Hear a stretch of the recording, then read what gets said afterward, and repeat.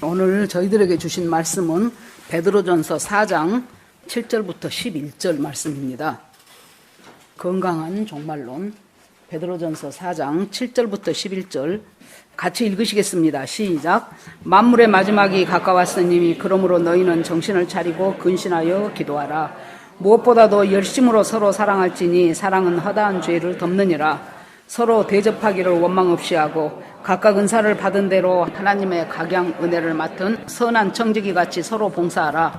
만일 누가 말하려면 하나님의 말씀을 하는 것 같이 하고 누가 봉사하려면 하나님의 공급하시는 힘으로 하는 것 같이 하라.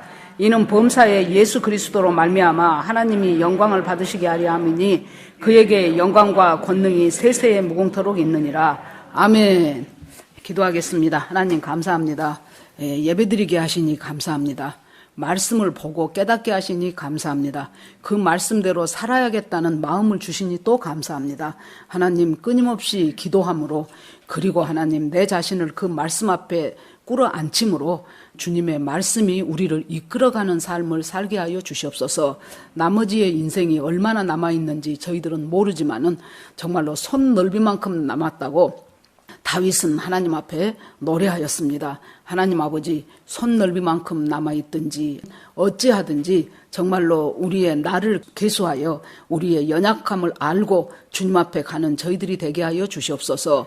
아버지, 말씀 가운데 함께 하시는 주님, 오늘 말씀도 주님께서 풀어주시며 이 시간 성령께서 이곳에 임재하여 주시옵소서. 모든 말씀을 예수님 이름으로 기도합니다. 아멘. 감사합니다. 하나님께서 사도 베드로를 통해서 여러 곳에 지금 흩어져 있는 그리스도인들을 향하여 말씀을 주시는데요.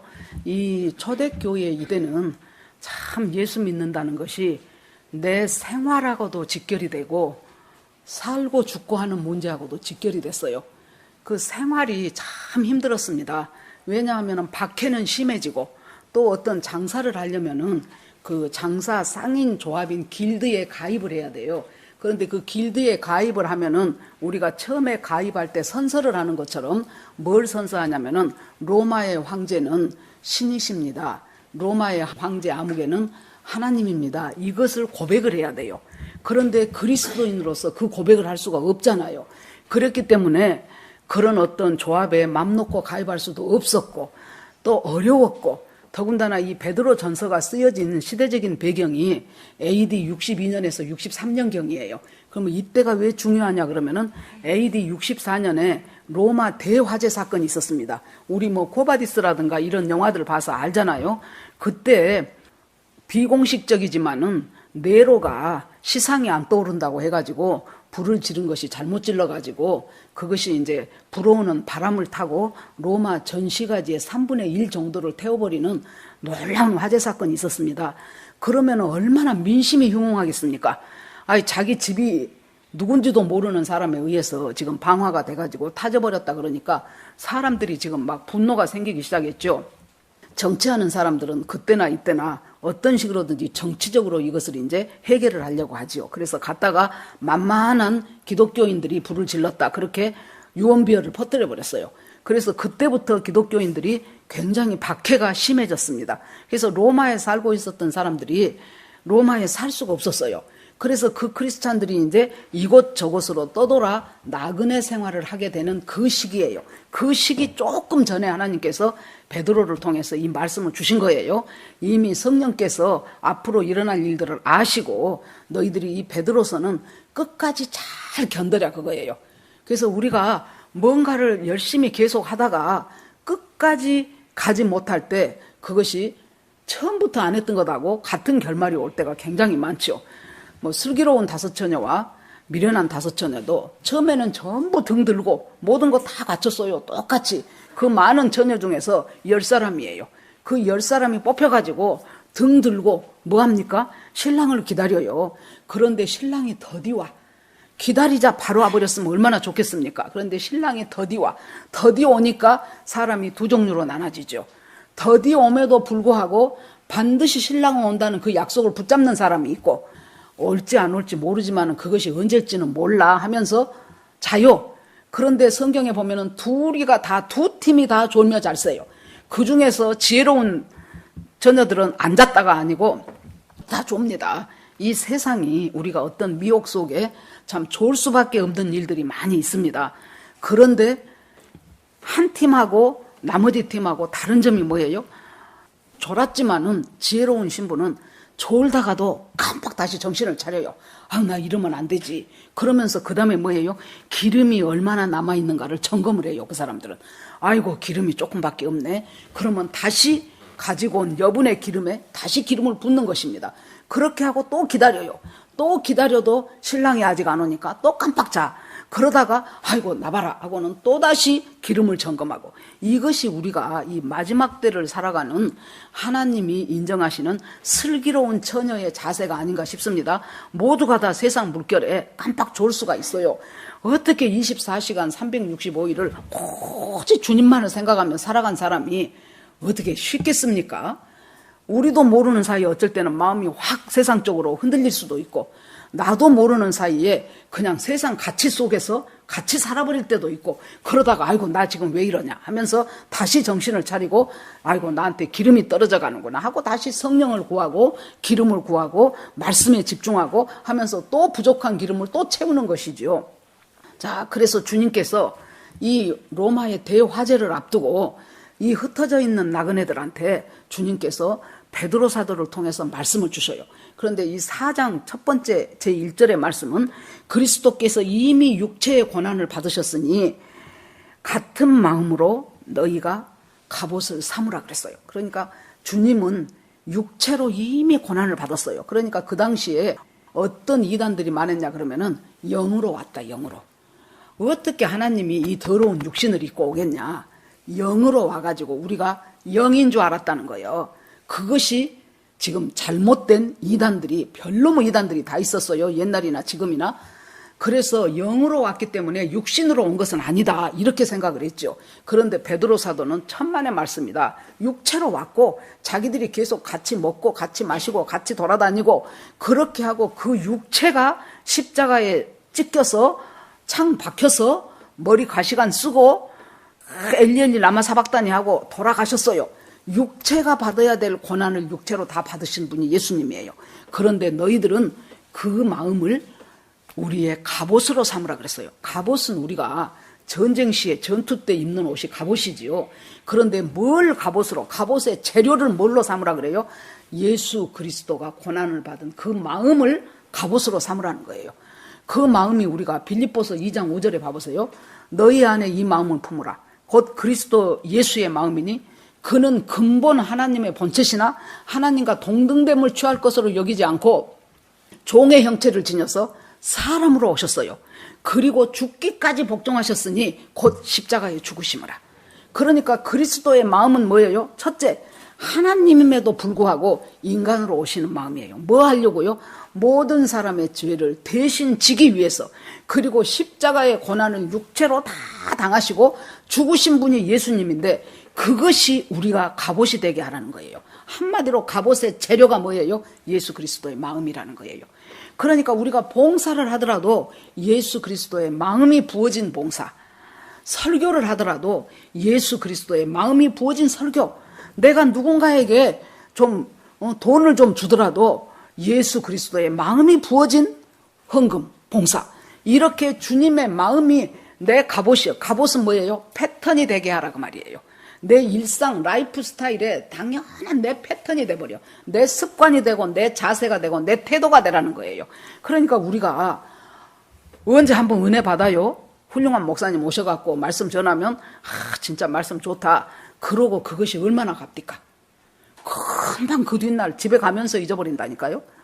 어떤 수련회나 컨퍼런스 가갖고 또 은혜 받아요? 그러면 그냥 그때는 그냥 내 마음이 쫙 위로 올라가가지고 정말로 그냥 하늘나라 갈 것 같아요.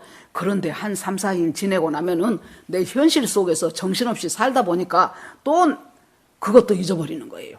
그러면서 맨날 그 자리에 다시 오고 그 자리에 다시 오고. 왜 그렇습니까? 갑옷이 안 되어 있기 때문에. 그 그리스도의 마음이 완전히 내 생활 습관과 태도와 내 라이프 스타일이 되어버리면은, 내 패턴이 되어버리면은 그것이 자연스럽게 그렇게 살아가게 되는데, 그게 되지 않기 때문에 항상 우리는 그 자리에 다시 가고 그 자리에 다시 가고 하는 삶을 살 수밖에 없다는 얘기입니다. 그래서 이제는 패턴이 되게 해라. 그리스도의 마음이 네 삶의 원칙이 되고 네 삶의 방향이 되게 해라.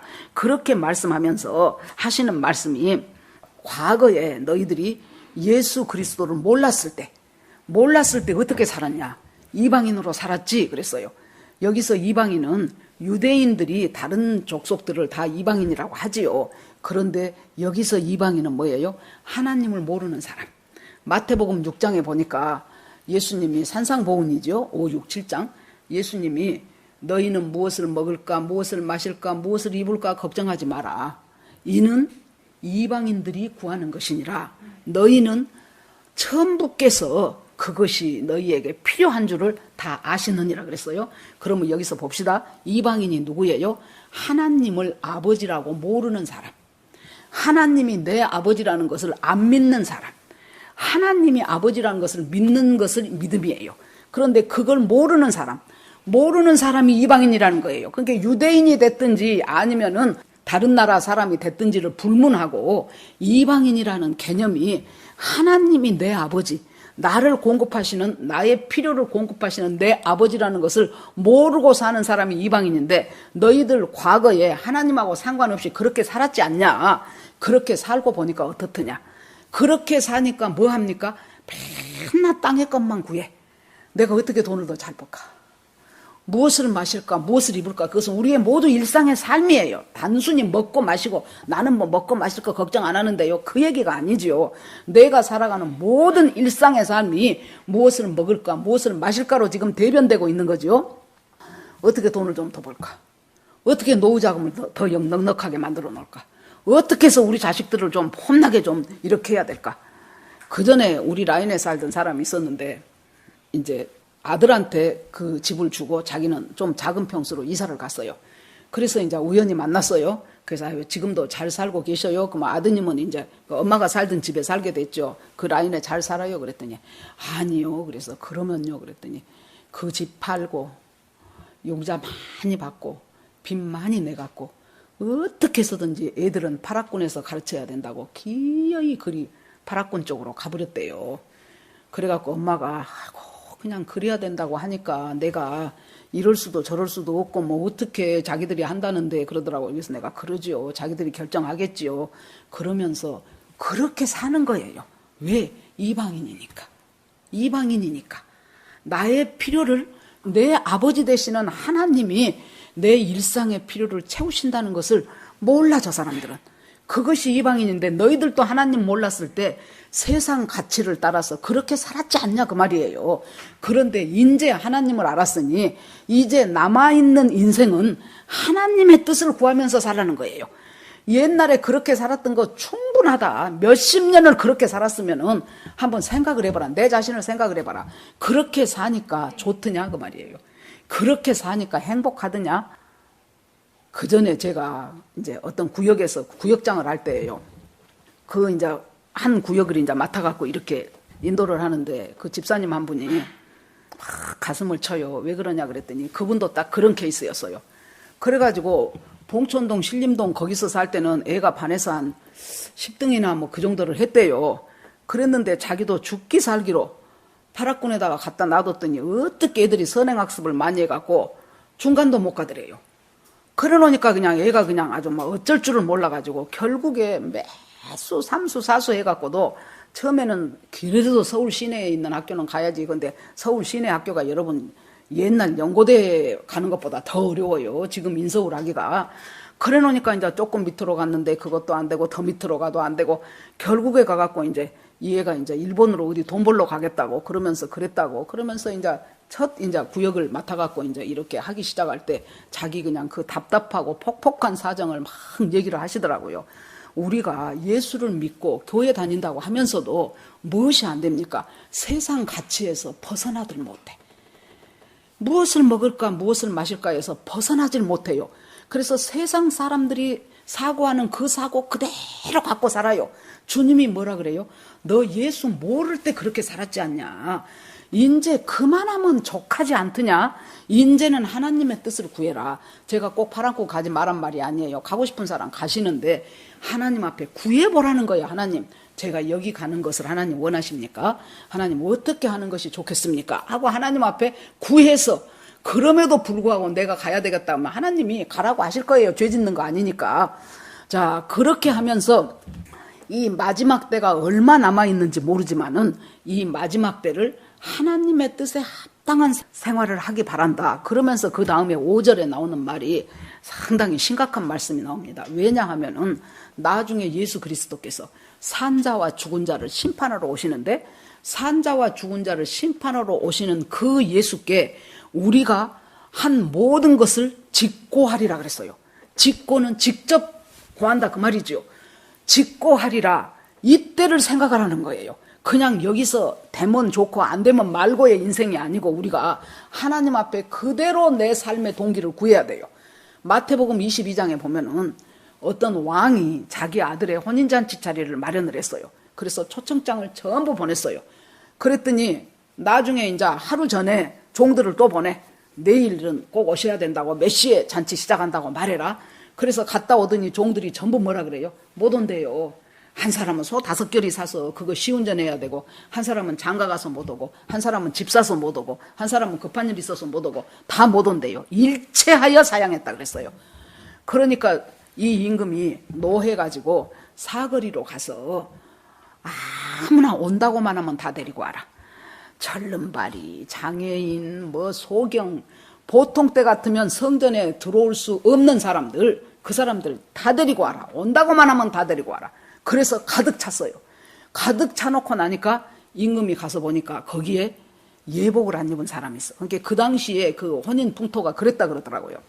먼저 초청장 보내요. 날짜 딱 다쳐갖고 다시 한번 확인해요. 그러고 그 사람들이 딱 이제 도착을 하지요. 그러면 주최 측에서 전부 입을 옷을 한 벌씩 나눠줘요.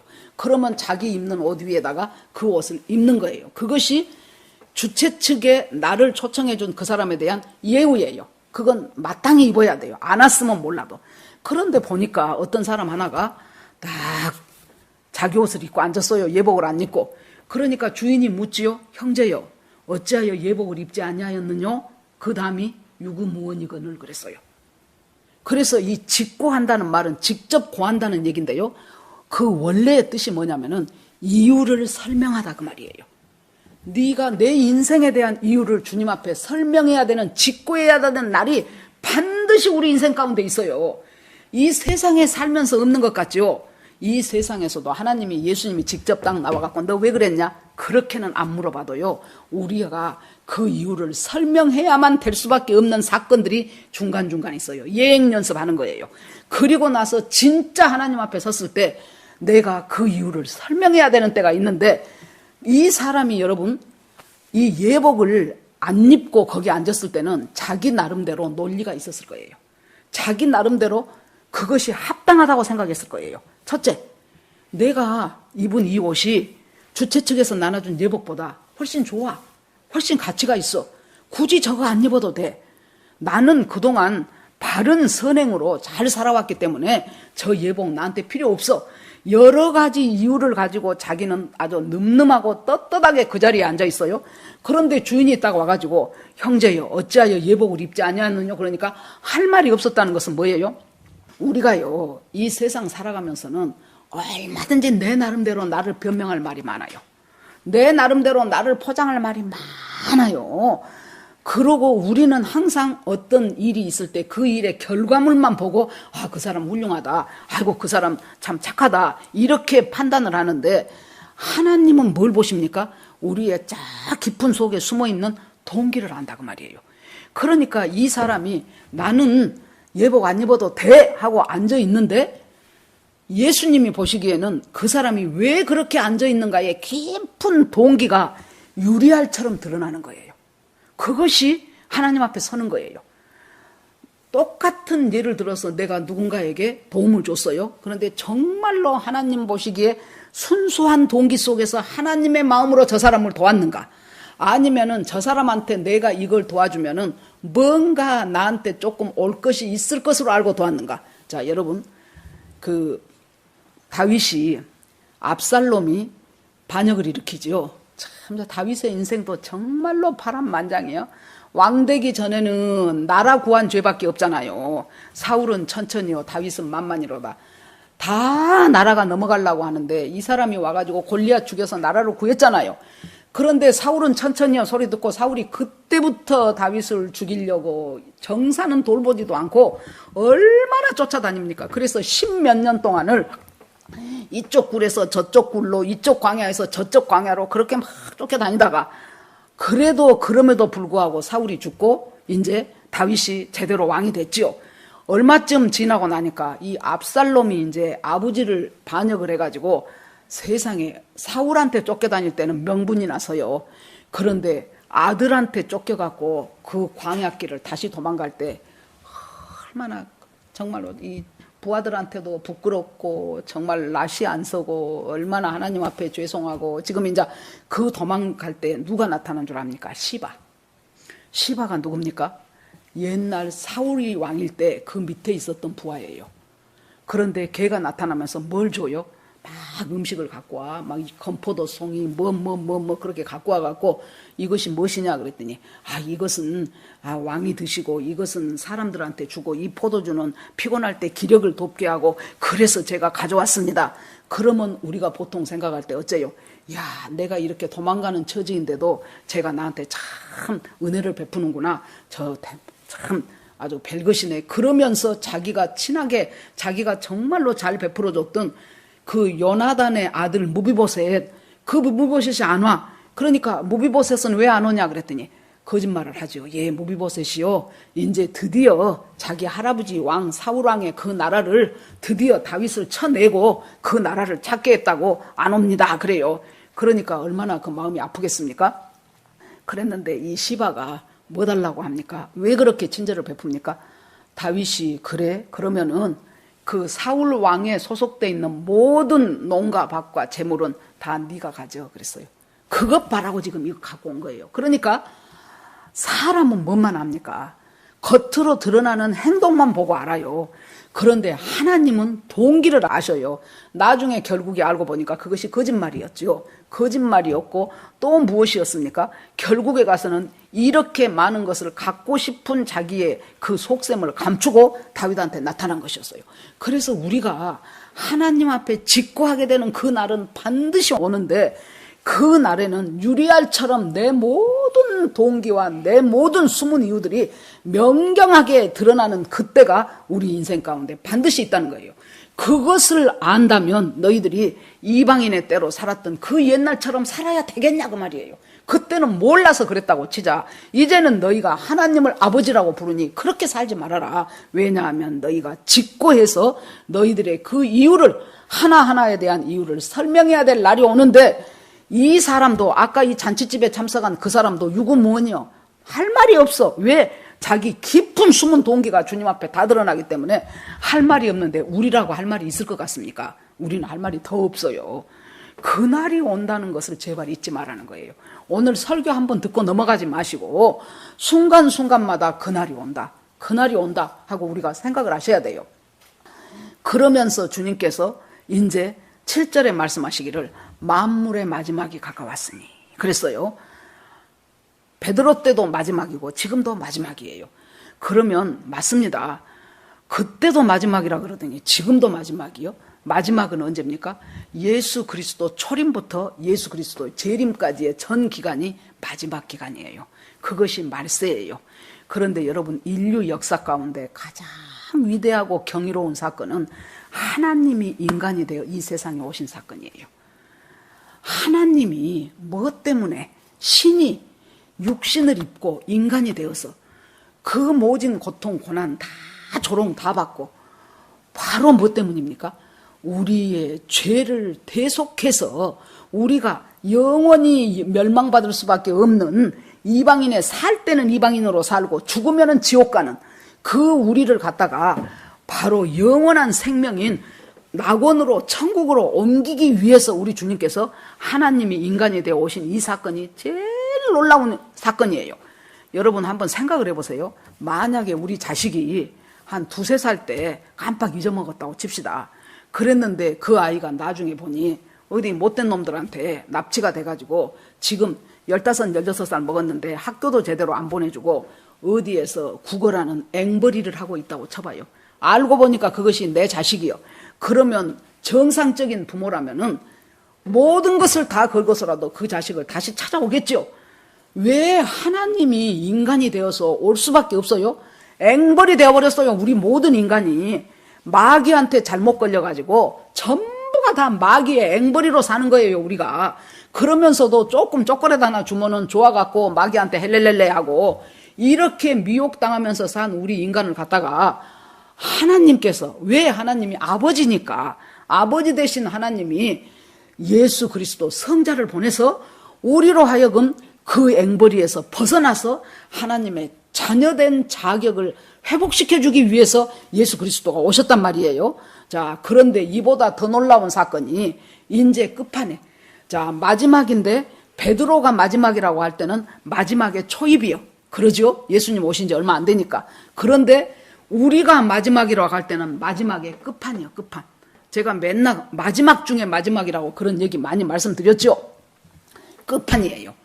그런데 그때 이제 주님께서 더 놀랍고 더 위대하고 더 경이로운 사건은 예수 그리스도가 재림하는 사건이에요. 예수 그리스도가 반드시 다시 오신다고 말했어요. 내가 아버지 집에 간다. 가서 너희들 처소를 예비하마. 그러고 처소가 다 예비되면 내가 너희들을 와서 다시 데려가리라. 이스라엘의 결혼 풍습을 봐보세요. 먼저 정혼을 해. 그러면은 신랑이 처음에 신부 집에 가요. 그래서 포도주를 가운데다 놓고 둘이가 같이 정혼 예식을 해요. 그리고 나서 그대로 결혼식을 한 것이 아니고 다시 아버지 집에 가. 아버지 집에 가가지고 그곳에서 아버지 집에 가면은 뭐 합니까? 신부가 와서 살 수 있는 방을 만든다고 말이에요. 저쪽에다가 하나 좀 이쁘게 만들어라. 그러면 이제 그걸 만들어요. 그것이 다 만들어지면 아버지가 자, 이제 가서 네 신부 데리고 오너라 그래요. 그러면은 그때 아들 생각에는 이 정도면 다 되지 않았을까? 그런데 아버지가 야, 그쪽이 조금 바람이 더 들어오게 창을 좀 내고 그 앞에 화단을 좀 더 만들어라. 그러면 다시 창 하나 내고 화단을 다시 만들어야 돼요. 그래서 예수 그리스도가 뭐라 그랬어요?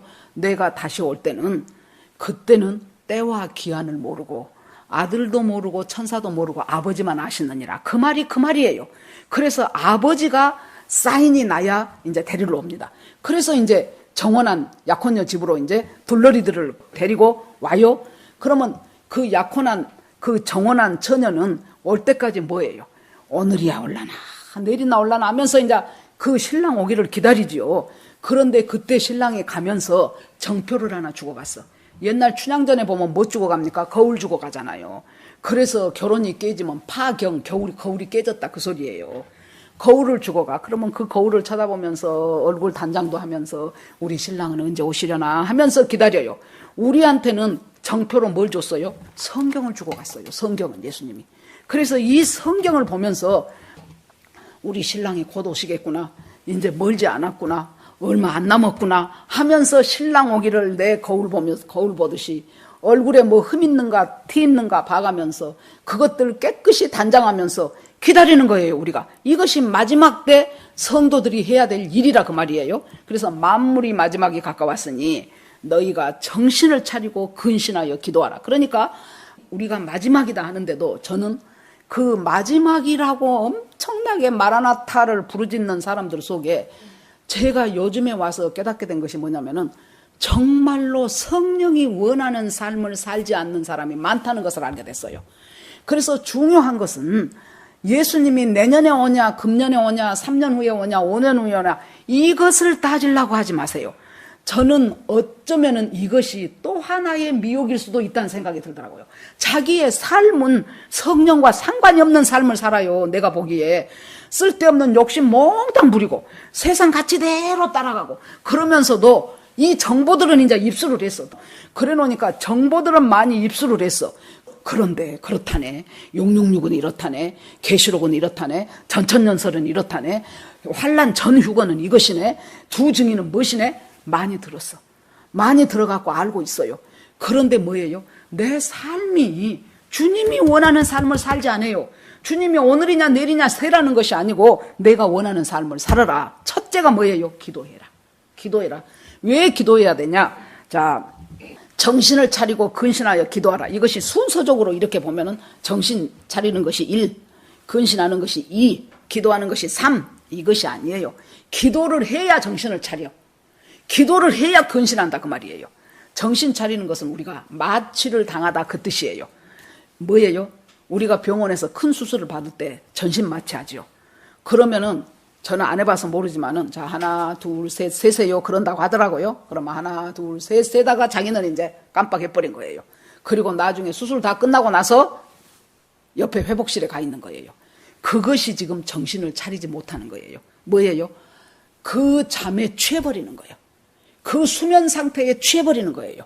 그래서 정신을 잃어버려요. 그러니까 이 마지막이 가까웠다는 것을 아는 성도들아, 첫째 해야 될 것이 무엇이냐? 너희가 이 세상의 잠에 취하지 말라는 거예요. 세상은 우리를 잠들게 하기에 너무나도 많은 미혹을 가지고 있어요. 여러분 텔레비전 광고라든가 잡지라든가 봐보세요. 얼마나 많은 사람들이, 저는 진짜 한 오후 6시, 7시 될 때 우연히 한번 텔레비 틀어보면 우리 집은 공중파하고 홈쇼핑 몇 개하고 몇 개 없어요. 텔레비가. 공중파 이렇게 해보죠. 참 모든 방송마다 먹는 거. 아니 뭘 그렇게 퍼먹었어. 집에서 밥 먹으면 됐지. 아주 눈을 지그시 감고 아주 그러고는 막 채널마다 막 셰프가 나와서 뭐하고 무엇을 먹을까, 무엇을 입을까, 무엇을 마실까, 막 옷이면 이 옷은 어떻고 저 옷은 어떻고 그 세상의 잠에 우리가 취하기가 쉬운 시절이에요. 그렇기 때문에 정신을 차리라는 것은 마취되어서 아무 내정신 없이 있어버린 그와 같은 상황 속에서 너희들이 벗어나기 위해서는 기도 안 하면 안 된다는 거예요. 정신 차리고 기도해야지가 아니고 기도를 하니까 정신이 차려진다 그 말이에요. 기도를 하니까 근신해요. 근신이라는 것은 글자 그대로 하면 말이나 행동을 조심하여 삼가는 것이 근신이에요. 그런데 이것은 뭐예요? 근신의 더 깊은 의미 속에는 술 취하지 말고 방탕하지 마라 그 말이 포함되어 있어요. 그러니까 이 술은 마시는 술도 물론 되지요. 그러지만은 세상 술에 취하지 마라 그 말이에요. 세상은 술 취하기 좋은 사회예요. 그래서 세상에 먹음직한 것에 우리가 취하고 보암직한 것에 취하고 지혜롭게 할 만큼 탐스럽게 한 것에 취하고 이것에 취하고 저것에 취해서 살 수밖에 없는, 그래서 무엇 같아요? 전부 다 꼭대기 방향이 어딘 줄을 모르고 목표가 어딘지를 모르고 저 사람 달리니까 나도 달리고 저 사람 뛰니까 나도 뛰는 그런 떼거리 문화 속에서, 완전히 이 세상은 떼거리 문화예요. 누가 막 댓글이 막 그쪽으로 많이 올리면 자기 생각이라는 것이 없어. 그 댓글 따라가. 그런다. 그러고 자기도 그 많은 사람 속에 합류하는 것에서 안심을 해요. 그런데 여러분, 하나님은 우리한테 그렇게 살라고 하지 않아요. 10사람 중에서 9사람이 딴 길을 가더라도 하나님이 보시기에 옳은 길이 나 혼자라면 나 혼자의 그 길을 가는 것을 하나님은 원하신다고요. 그것이 우리가 믿는 사람들이 살아가야 될 삶의 자세예요. 아이고 누구도 그러대. 누구도 그런 것이 옳다면 그 사람대로 나도 같이 가야지요. 그런데 그것이 전혀 아니라면은 나는 정말로 독야청청하리라 하고 살아내야 되는 것이 우리예요. 그렇게 살라니 외롭고, 그렇게 살라니 손해도 보고, 그렇게 살라니 힘들 수도 있어요. 그래도 주님께서 근신하고 세상 술에 취하지 말고 그렇게 해서 인생을 살아가는 것이 마지막을 살아가야 되는 성도의 자세라고 합니다. 그리고 나서 그 다음에 우리 속에는 여러분 사랑이 없어요. 여러분 남 볼 것 없어요. 자기 자신 봐보세요. 여러분 사랑 있어요?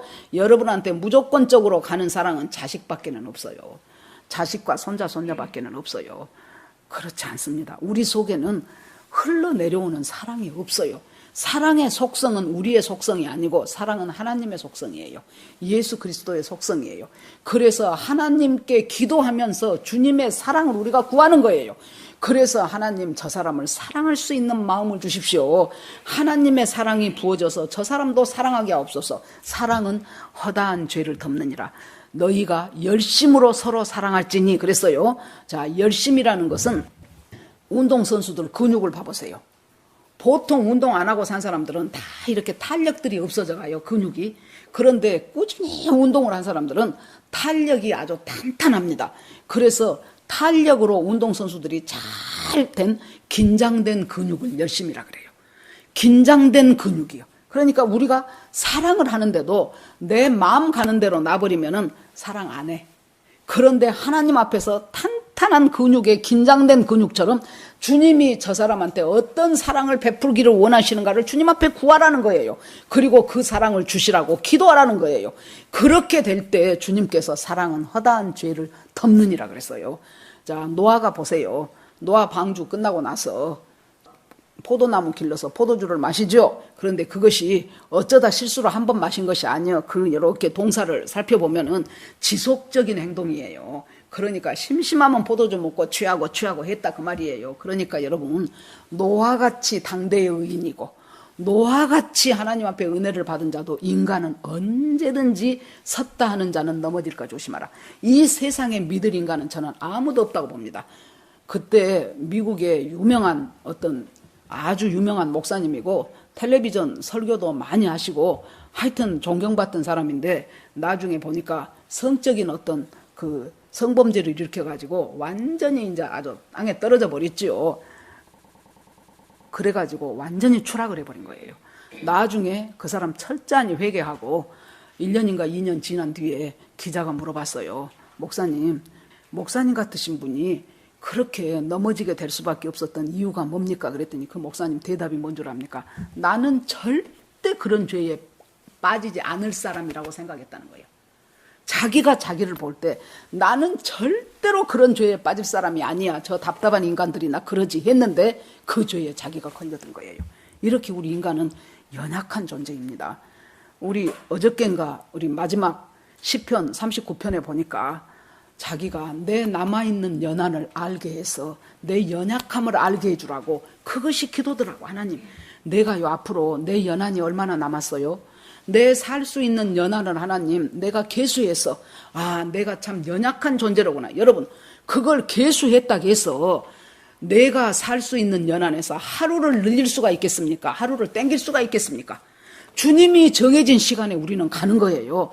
그래서 내가 참 하나님 앞에 연약한 존재라고나 하는 것을 시시때때로 느끼면서 살아가는 것이 하나님 앞에 올바른 인생을 살아갈 수 있는 비결이라는 얘기입니다. 그래서 주님이 이 만물의 마지막이 가까워서 정신을 차리면서 근신하면서 기도해야 되는 이유를 얘기를 하면서 사랑은 허다한 죄를 덮느니라. 그래가지고 함이 갔다가 함의 아들 가나안이 먼저 봤을 것 같아요. 그래갖고 아버지 우리 할아버지가 지금 다 벗고 지금 자요. 그래 놓으니까 얘가 또 막 키득키득 웃으면서 지 형제들한테 쌤하고 야베도한테 야야 너 이리 와봐 좋은 거 보여줄게. 그러면서 아버지 지금 저런다 그러면서 아주 엄청난 조롱과 막 성적인 희롱과 이런 말들을 보태갖고 막 한 거예요. 그런데 거기서 쌤하고 야벳이 아버지 옷을 가지고 그것도 정면으로 걸어가면 다 보이잖아요. 그래 놓으니까 뒷걸음질 쳐 가가지고 그 옷을 살짝하니 아버지 몸 위에다가 덮어줍니다. 이것이 바로 허다한 죄를 덮는 거예요. 허다한 죄를 덮는 것은 충분히 비난할 만해. 충분히 욕해도 괜찮아. 저 사람 비난하기에 합당한 사람이요. 저 사람 욕먹어야 100% 맞는 사람이요. 그럼에도 불구하고 그 허물을 덮어주는 거 내 힘으로 되겠습니까? 우리가 그 인격 됩니까? 여러분은 된지 몰라도 나는 안 돼. 우리가 그 인격이 안 돼요. 그러니까 뭐예요? 날마다 주님 앞에 근신하며 기도할 때 하나님이 그 마음을 부어줄 때 가능하더라는 거예요. 저 사람의 저 허물을 나도 얼마든지 저럴 수 있어. 나라고 저기서 예외 아니야. 나도 저럴 수 있어 하면서 뒷걸음질 쳐서 들어가는 것 같은 그 허물을 덮을 수 있는 사람이 되어라. 그러면서 주님이 그 다음에 말씀하시기를 서로 대접하기를 원망 없이 해라. 아이고 누구 대접할 때 원망하지 말고 잘하란 말이구나.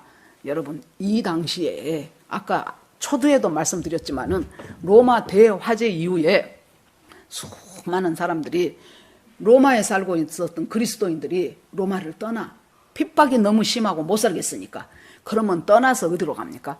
다른 도시에 가면서 그 중에서 누구 찾겠습니까? 예수 믿는 집 찾아가겠죠. 예수 믿는 집 찾아가면은 그 집에서 또 하루 한 끼만 먹고 간 것이 아니겠죠. 자기 혼자만 와요? 가족들도 와요. 그래가지고 맨날 며칠씩을 있다가 가요. 그러면 그것이 한 번이면 괜찮은데 이 일이 겹치면 얼마나 원망이 되겠냐 그 말이에요. 형제를 대접하는데 원망이 없이 하라는 거예요. 지금은 그런 일이 없어요. 옛날에 저 어렸을 때만 해도 순회 전도사가 있었어요. 그래가지고 그 사람이 이제 그 어떤 그 총회에서 노예나 그 총회에서 파견된 전도사가 되게 여자분들이에요. 그래가지고 너는 전라남도, 너는 경상남도 이렇게 정해졌어요. 그러면 그 사람들이 전라남도에 파송을 받아가지고 전라남도에 있는 모든 교회를 다 순회를 해. 그랬어요. 그래갖고 그 사람들이 우리 집 잘 왔어요. 왜 그러냐면 목사님한테 딱 보내면은 이 사람들이 이제 교회의 형편이 어떻습니까? 그러고 하고는 목사님이 우리 집에 보내버려. 대접하기 힘드니까. 그러면 우리 집은 맨날 그 뒷담화리 하던 집이었어요. 그러면 와갖고 이제 우리 집에서 밥 먹고 어쩐 사람들은 한참 있다 가더라고. 한참 있다 가고. 그러니까 이런 일이 계속해서 있을 때 얼마나 불평과 원망이 생기겠습니까? 그런데 주님이 뭐라고 해요? 원망하지 말고 대접해 줘라. 그러면 우리가 이 대접할 수 있는 것이 뭐예요? 하나님께서 네가 하나님의 은혜가 아니었으면 네가 지금 저 사람 꼴이야. 네가 그곳에서 그래도 밥 먹고 살만하게 되어 있지 않으면은 네가 바로 저 사람처럼 떠돌아다니면서 다른 사람한테 먹을 거 구걸하고 다니고 차비 좀 달라고 하고 다니는 그 신세가 네 신세야. 그런데 하나님께서 저 사람들 대접하기 위해서 너를 이렇게 대접할 수 있는 이 처지로 만들어 주셨으니 너는 할 수 있을 만큼 대접해라. 그러면 주님께서 뭐예요? 공급하시겠다 그 말이에요. 아이고 오늘 또 그 사람들 와가지고 몇십만 원 없어졌네. 그러면 주님께서 그것에 필요한 것들을 어떤 방법으로든지 공급해 주신다는 것을 하나님께서 자신을 하기 때문에 공급하실 넉넉한 능력이 있기 때문에 대접할 때 원망하지 말고 대접하라고 그렇게 말씀합니다. 그러면서 10절에 지금 어째요 여러분? 마지막에 대해서 만물의 마지막이 가까웠다고 하면서 언젠가 손가락으로 쉬어라 지금 그것 말합니까? 안 하잖아요. 내 일상 속에서 어떻게 일상의 삶을 풀어내야 될 것인가를 지금 얘기하잖아요. 이것이 본질이라니까요. 내년이나 후내년이나가 본질이 아니에요. 이것이 본질이에요. 이것이 기도하고 정신 차리고 근신하고 기도해서 그리고 나서 허다한 죄를 형제간의 허다한 죄를 덮어가면서 그리고 다른 사람을 대접할 일이 생길 때 하나님이 공급해 주시는 힘으로 대접을 하니까 하나님 나한테 대접할 수 있게 은혜 주신 것을 감사합니다 하면서 원망 없이 대접하고 지금 전부 내 생활 속에서 일어난 일들을 갖고 구체적으로 지금 말하잖아요. 내년이나 후내년이나 따지는 것이 아니고 구체적으로 네 삶 속에서 어떻게 해야 될 것인가를 지금 지시를 하고 있습니다. 자, 각각 은사를 받은 대로 하나님의 각양 은혜를 맡은 청지기 같이 서로 봉사하라 그랬어요. 우리가 은사를 하나님이 주셨어요. 이 사람은 가르치는 은사, 저 사람은 섬기는 은사, 저 사람은 위로하는 은사. 많은 은사들을 왜 줍니까? 교회를 세우기 위해서. 교회의 덕을 세우기 위해서. 저는 일찌감치 가르치는 은사가 있다는 것을 제가 스스로 알았어요. 믿음 안 좋을 때도. 대학교 3학년 때 전에도 말씀드렸죠. 갑자기 우리 교수가 고등학교 국어책 15권 학생 우리 때는 20명이었어요. 20명이었는데 5명 남학생 중에서 5명이 군대를 가버려갖고 15명밖에 안 남았어. 갑자기 국어책 15권을 갖고더니 전부 다다다닥 15명한테 나눠주면서 아무 과를 하나 택해서 학습 지도안을 만들어갖고 얼마 후에 올 테니까 한 사람씩 나와서 이제 수업을 하라는 거예요. 고등학교 2학년 국어책을. 그러니까 이제 얘들이 이제 안 해보는 짓이어갖고 막 어떻게 할까 하고 이제 막 난리지요. 그래서 아무튼 이제 저도 하나를 이제 한 과목을 해갖고 이제 했어요. 그랬더니 이제 전부 나와서 하니까 아이고 우리들 다 앉았지요. 교수님 옆에 서갖고 한마디씩 이제 끝나고 나면은 이러이러한 것은 네가 잘했고 이건 잘못했다. 그러니까 이 앞에 나와서 남 앞에 서는 것을 엄청 체질적으로 잘 힘들어하는 사람이 있어요. 그러죠. 여기도 그러죠. 근데 저는 엄청 남 앞에 서는 것을 재밌어해요. 체질적으로 좋아해요. 그러니까 저는 목사가 딱 직업이다 그 소리예요. 내 차례가 됐어요. 그러니까 선생님이 계속 할 수 없으니까 애들한테 한 7분 내지 10분 가까이 되면은 땡 쳐요. 이제 마무리해라 그 말이에요. 그러면은 막 애들이 막 한 말 또 하고 막 갔다가 막 제법 공부 잘하는 애들도 막 지가 뭔 말하는지도 모르는 것 같은 소리 막 씨부렁씨부렁 하고 막 어떤 애는 울고 막 들어가고 막 그래요. 근데 이제 저는 10분이 지나고 15분이 지나도 교수가 내로란 말을 안 해. 내가 딱 보니까 모두가 빨려 들어오더라고. 지금 여러분들처럼. 모두가 빨려 들어와고 나를 쳐다보고 있는 거예요. 그러고는 15분 정도 딱 하고 나니까 교수가 딱 일어나서 한마디 하는 소리가 오양은 지금 그대로 광주 일고 가서 고등학교 2학년 가르쳐도 5년 경력된 국어선생이라고. 최고의 찬사를 해버리더라고. 그때 내가 나한테 가르치는 은사가 있구나. 그걸 확증을 했어. 그 전부터 눈치를 채기는 챘지. 그러지만은 그걸 확증을 했어요.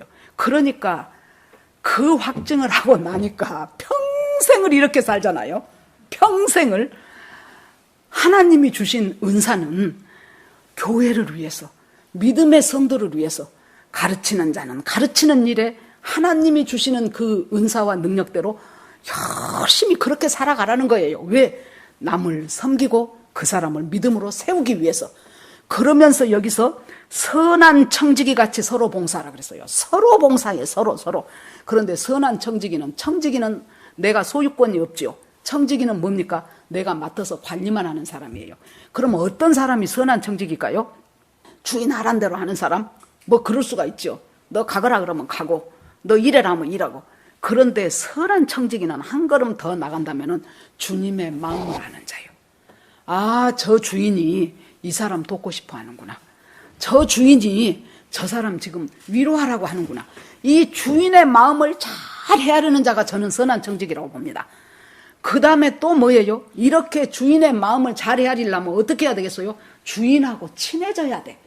친하면 우리가 이제 눈빛만 봐도 안다 그러잖아요. 안 친한 사람은 몰라. 저 사람이 뭔 생각하고 있는지를. 선한 청지기가 되어서 주인의 마음을 잘 알아서 그 주인의 마음에 합당하게 순종하면서 내 것이 아니요.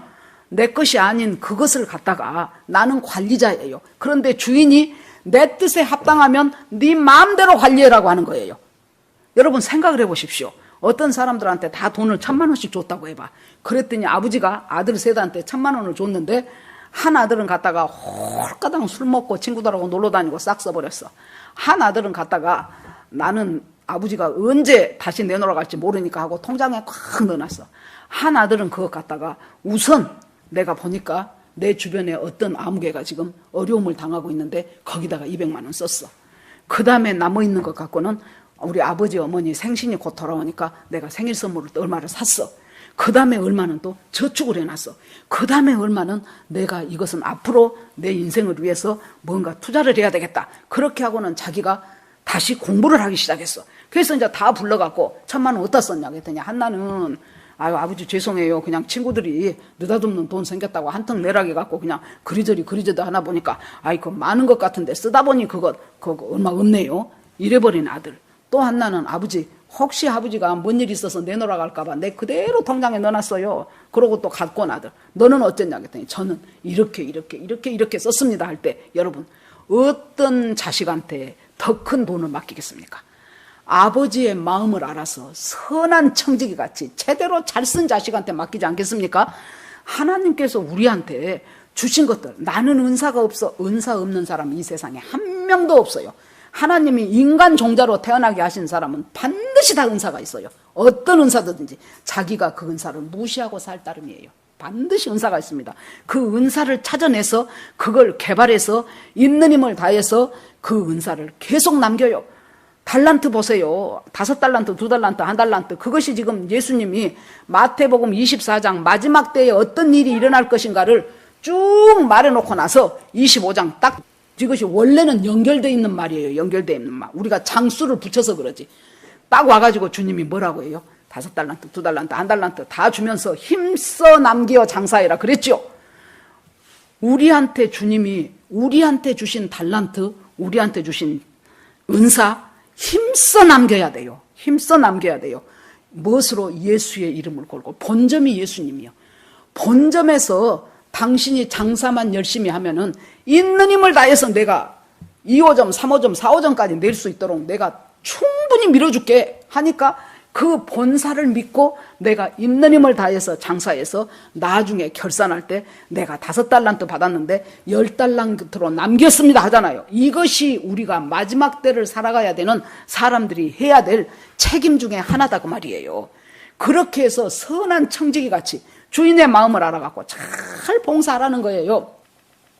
그 다음에 이제 만일 누가 말하려면 하나님이 말하는 것 같이 하고, 만일 누가 봉사하려면 하나님이 공급하시는 힘으로 하라. 즉 뭐예요?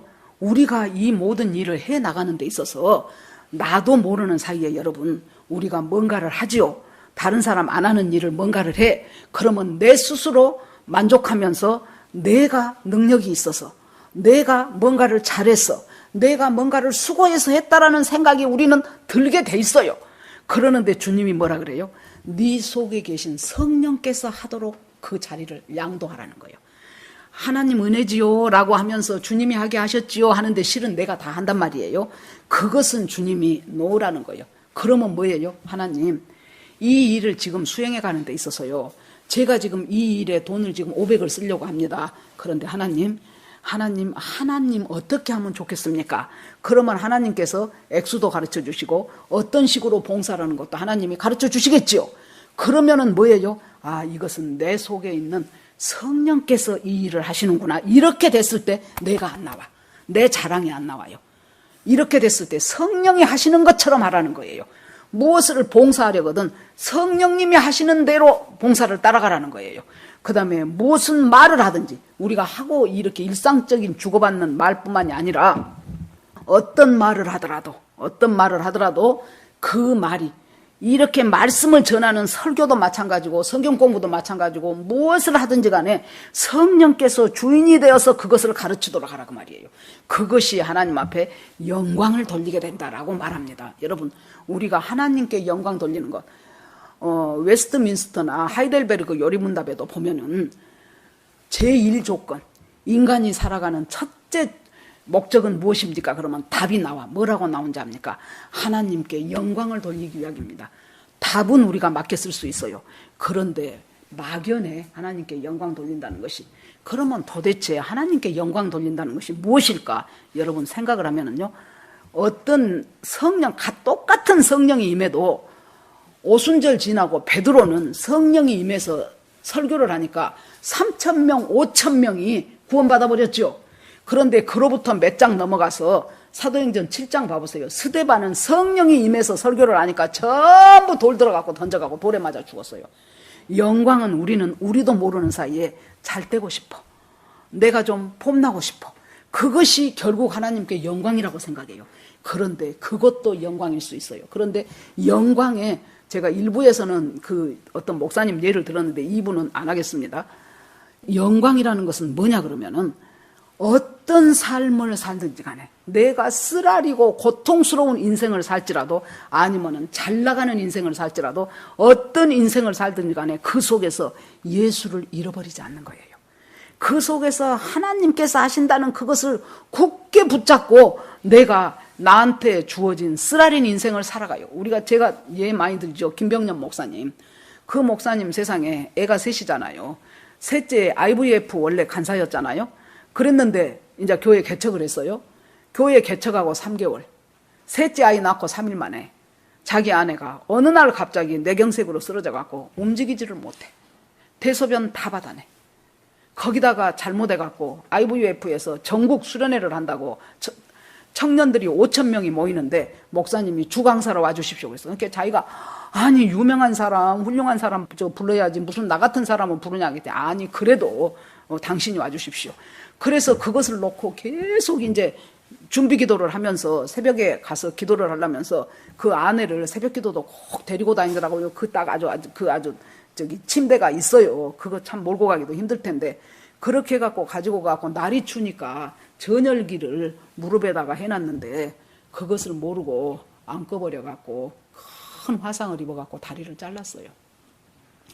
안 그래도 아무것도 안 하고 누워만 있어도 지금 죽겠는 판에 그 아내를 다리까지 자르게 했으니 얼마나 자기가 막 자책감이 들고 미치겠 아닙니까?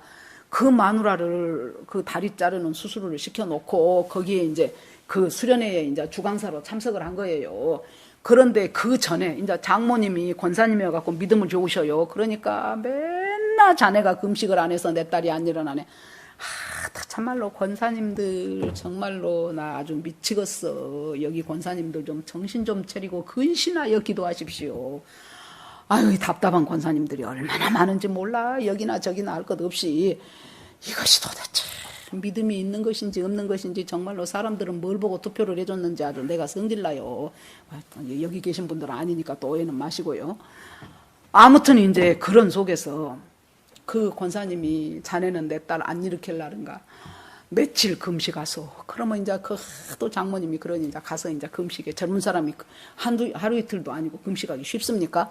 그러면 그것 갖고는 안 되네. 20일 금식하소. 그러면 또 20일 가서 금식하고 이제 그렇게 했는데 한 번은 세상에 간병비가 1년에 수천만 원이 들어요. 자기 혼자 할 수 없으니까. 그러는데 1년치 간병비를 헌금을 하면 내 딸이 일어난다네. 그 이제 기도원 원장한테 이제 넘어간 거예요. 그래서 어머니 그런 것 갖고 안 일어납니다. 그랬더니 자네는 내 딸을 일으킬 생각이 있는가 없는가 막 그렇게 갖고 그 없는 돈에 2천만 원을 만들어 갖고 헌금했잖아요. 안 일어나지요. 그럴 때 이 목사님이 자기가 기도할 때마다 금식 기도할 때 주님이 자기한테 주시는 것이 어느 날 찬송을 팍 터지게 하는데 거친 파도 날 향해 와도 그 찬송이 터지게 되면서 자기 마음속에 하나님이 안 일어난다. 너가 마누라 못 일어난다. 그냥 믿음으로 살아라. 그걸 깨달은 거예요. 그래서 그 다음부터 내 안에 일으키려는 마음을 내려놓고 그냥 살아요.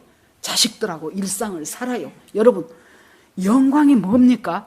그 마누라가 벌떡 일어나서 그 2천만 원 받아먹은 기도원장이 당신 사모님 일어나면 우리 기도원에 와서 간증하십시오 그러더래요. 벌떡 일어나서 간증하는 거 그것이 영광일 수도 있어요. 어떤 사람한테는 그렇게 하시겠지요. 그런데 여러분 우리가 조금 방향을 바꿔보자고요.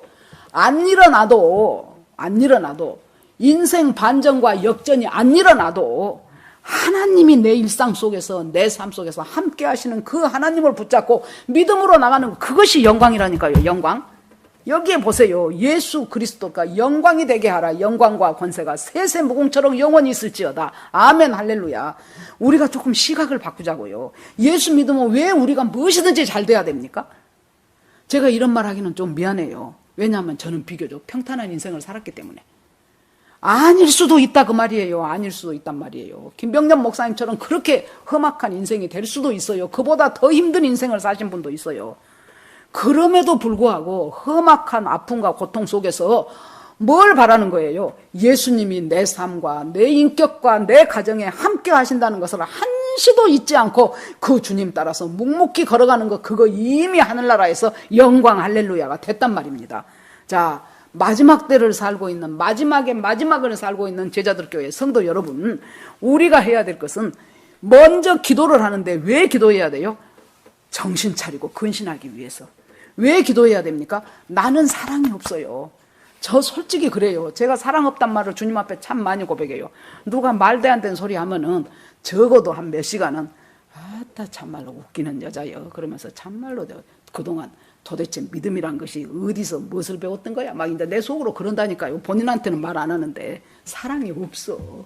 그러면 또 하나님 앞에 회개해요. 하나님 어쩌겠습니까? 그까지밖에 아직 못 미치는 사람을 주여 불쌍히 여기시고 저도 불쌍히 여겨주세요 하고 이제 회개해요.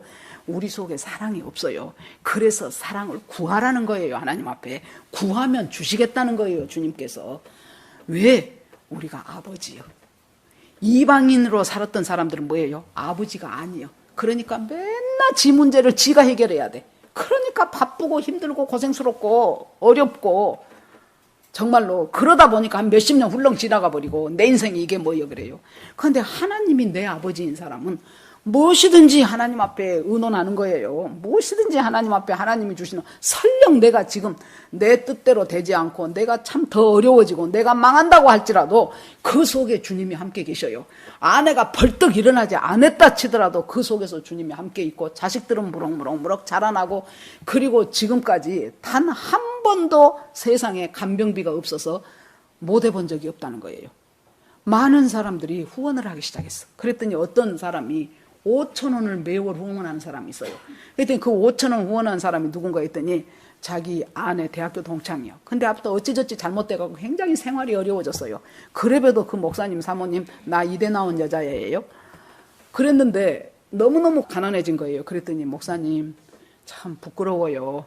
제가 5,000원밖에 후원을 못해서 참 목사님 죄송해요. 그러더래요. 그래서 무슨 말씀이십니까? 자기한테 그때 이제 간병비가 한 달에 200만 원씩이 그 당시에 이제 몇 년 전이죠. 필요했는데 당신이 5,000원을 안 했으면 19만 5천원으로 5,000원이 부족했잖아요. 그랬대요.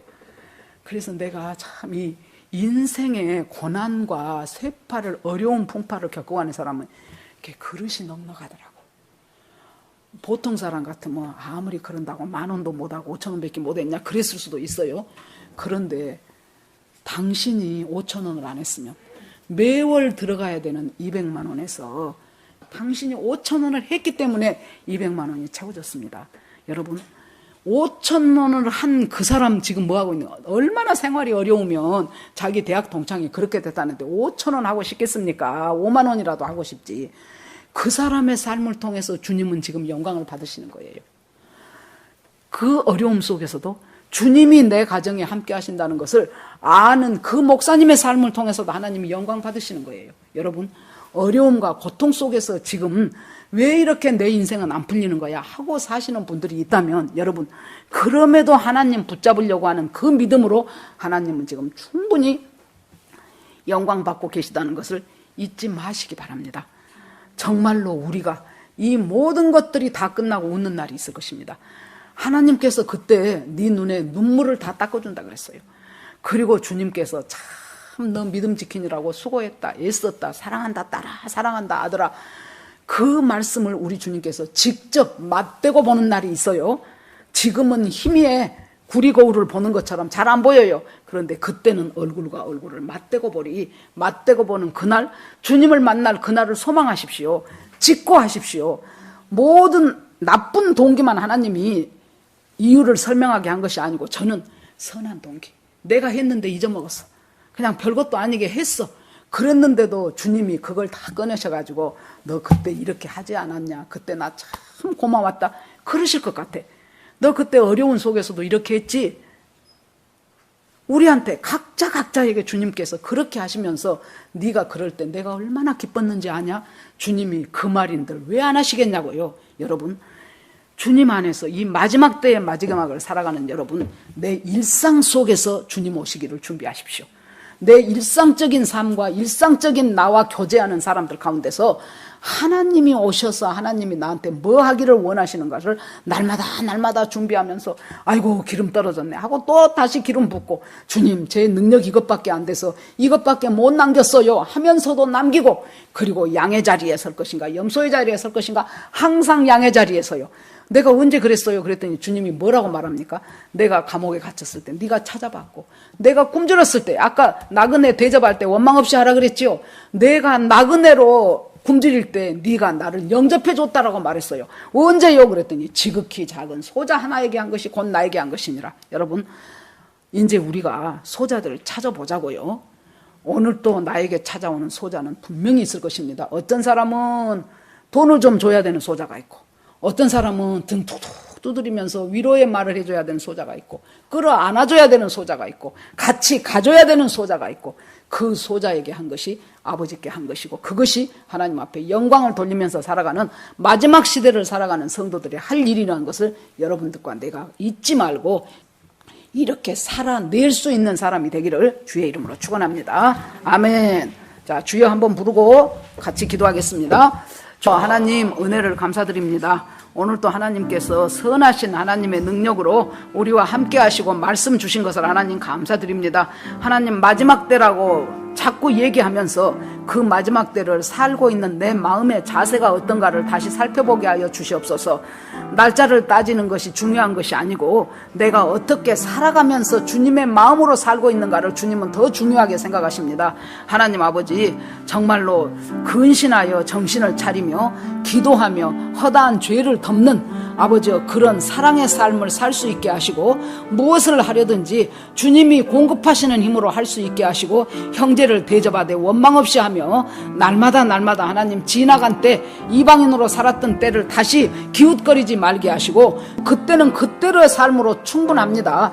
더 이상 그렇게 살 필요가 없습니다. 이제는 하나님의 뜻을 쫓아 살아가는 우리 모두가 되게 하여 주시옵소서. 하나님 앞에 말씀을 올려드리고 예수 그리스도 이름으로 기도합니다. 아멘.